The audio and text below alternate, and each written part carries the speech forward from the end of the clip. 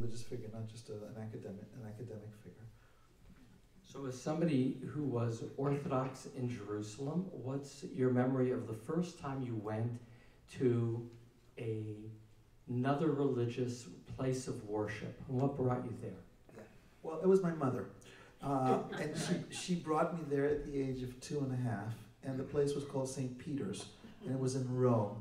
And my father was biblical advisor to the movie script of Ben-Hur.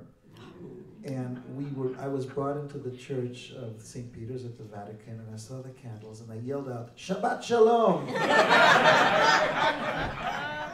That's awesome. All right, so moving forward, what's the time you went as a rabbi, meaning already an adult alone, choosing to go to a non-Jewish place of worship, and why?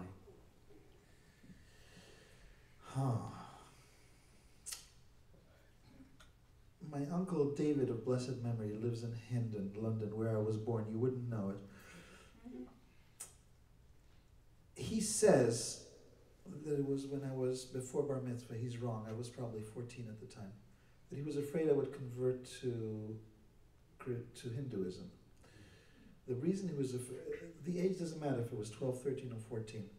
But the fact was that this Jewish boy from Jerusalem was walking into ISKCON, commonly known as Hare Krishna temples, in order to explore and experience what's going on in these temples.